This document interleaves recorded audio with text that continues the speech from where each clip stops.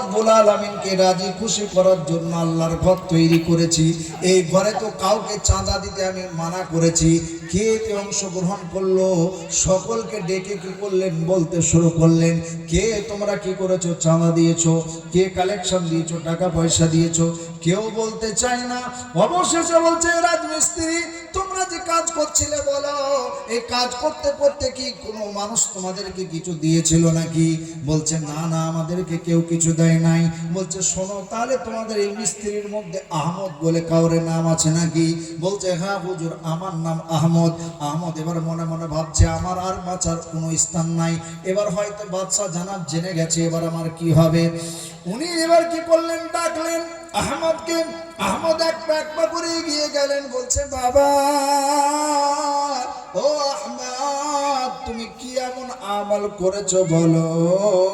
আমি আজকে স্বপ্ন যোগে দেখলাম এই আল্লাহর ঘর মসজিদ তৈরি করার কারণে আল্লাহ রব্বুল আলামিন আমাকে আমার জন্য জান্নাত তৈরি করে রেখেছে। আমার মতন সেম তোমার জন্য ঘর তৈরি করা আছে। তুমি কি এতে দান খায়রাত করেছিলে নাকি বলো? বলছে হুজুর আপনি তো মানা করে দিয়েছিলেন, আপনার প্রকাশ্য ভাবে আমি দিতে পারি নাই, কিন্তু আমার মন কান ছিল যে আল্লাহর ঘর দুনিয়াতে যে ব্যক্তি তৈরি করে দেবে আল্লাহ রাব্বুল আলামিন তাকে জান্নাত দান করবে। হুজুর এত বড় সুযোগ থেকে আমি বঞ্চিত হয়ে যাচ্ছিলাম। আমি নিজে হাতে মসজিদ তৈরি করছিলাম, হঠাৎ করে দেখলাম আমার বাড়িতে একটা কি হচ্ছিল, কুয়ো খনন করা হচ্ছিল। কুয়ো খনন করতে করতে তার মাটির তলা থেকে এক ধরনের পাথর বেরোলো। ও হুজুর আপনি যে পাথরগুলো মসজিদে লাগাতে দিয়েছিলেন, দেখলাম ওই পাথরের সঙ্গে সেম মিলে গেল। আমি মনে মনে ভাবলাম এটা বলো আমার সুযোগ, দিনের বেলায় যদি আমি ওই পাথরটা গিয়ে লাগাই লোকে দেখে ফেলবে, রাত্রিবেলায় চুপি চুপি আল্লাহ ছাড়া আমার কেউ জানে না এই কথা।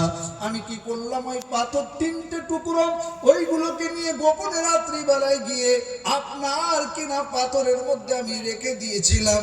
আমি কাজ করছিলাম ওই পাথরগুলো আপনার আল্লাহ রাব্বুল আলামিনের ঘরে বসিয়ে দেওয়ার কারণে হয়তো আল্লাহ রাব্বুল আলামিন আমার জন্য জান্নাতে এরকম ঘর বানিয়ে দিয়েছেন। জোরে বলুন সুবহানাল্লাহ। বাবজি আমি একটু আগে বলেছিলাম কে কে আপনারা জান্নাত যেতে চান? আবার একবার হাত তোলেন দেখি, কে কে আপনারা জান্নাতে যেতে চান?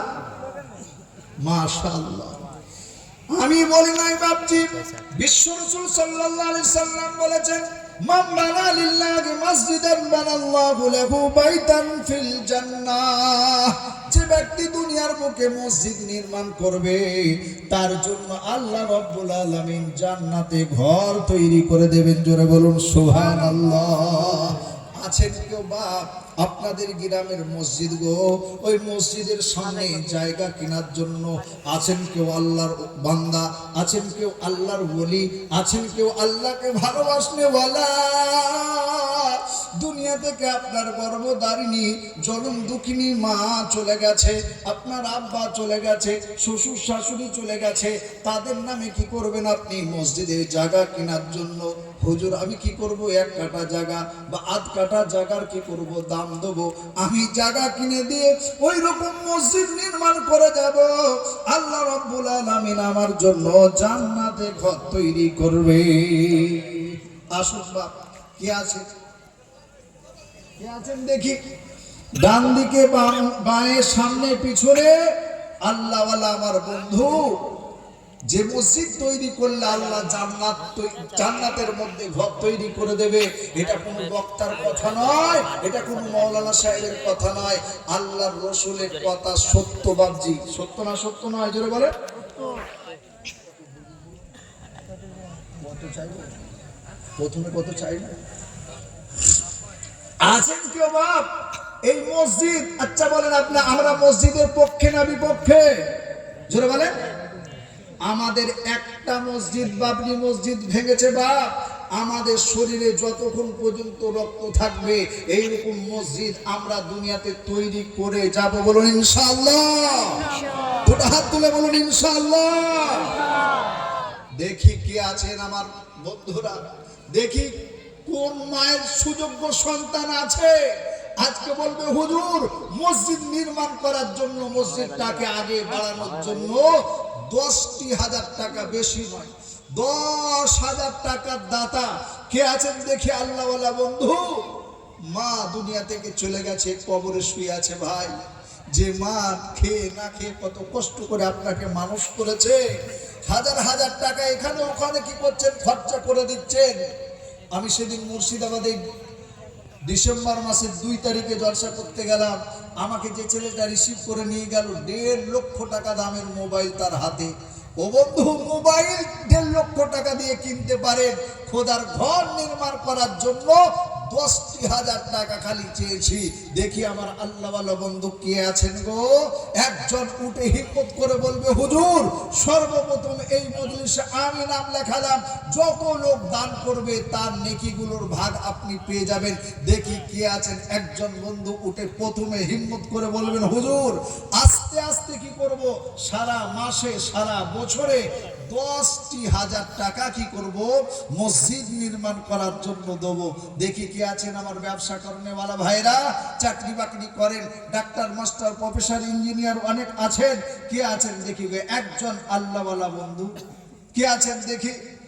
একটা বন্ধু আমার সর্বপ্রথম দাঁড়িয়ে বলবে হিম্মত করে, দেখি এতগুলো লোকের সামনে আমি মুসাফির কি করব, দোয়া করে দেব, আল্লাহ রাব্বুল আলামিন আপনাকে জান্নাতের মধ্যে ঘর তৈরি করে দেবে। দেখি ইনশাআল্লাহ কে আছে? এতগুলো মানুষ বাপ, একজন দেখি হিম্মত করে বলুন। একটা বাপ আমার হাজী সাহেব, অনেক ডাক্তার সাহেব, মাস্টার সাহেব, প্রফেসর সাহেব। লাভপুরের মানুষ তো এরকম নয়, আমি চিনি লাভপুরের মানুষ তো খুব হিম্মতওয়ালা মানুষ, আল্লাহওয়ালা মানুষ, আল্লাহকে ভালোবাসে, রসুলকে ভালোবাসে, মসজিদকে ভালোবাসে, মসজিদ নির্মাণের জন্য বাপ। দেখি একটা আমার বন্ধু উঠে বলবে, হুজুর 10,000 টাকা আমি কি করব, দেবো। এখনই নগদ নয়, আস্তে আস্তে আপনি দেবেন, খালি নাম লেখাবেন। যতদিন আপনি কি করবেন এই মসজিদ থাকবে, কিয়ামত পর্যন্ত আপনার আমলনামায় নেকি লিখতে। নারায়ে তাকবীর, নারায়ে তাকবীর, লিল্লাহি তাকবীর, মাশাআল্লাহ। এই দেখেন আমার সোনার চাঁদ ভাই আসছে। কি নাম ভাইয়ের? হ্যাঁ, নামটাও কত সুন্দর দেখেন, আকবর, বড় তো বটেই, এতগুলো মানুষের সামনে প্রমাণ করে দিলেন। আরে আকবর ভাই আমার কোথায় বাড়ি?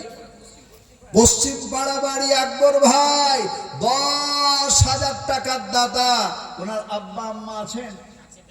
মাশাআল্লাহ। দেখেন যোগ্য বাপের যোগ্য ছেলে, আব্বা মা বেঁচে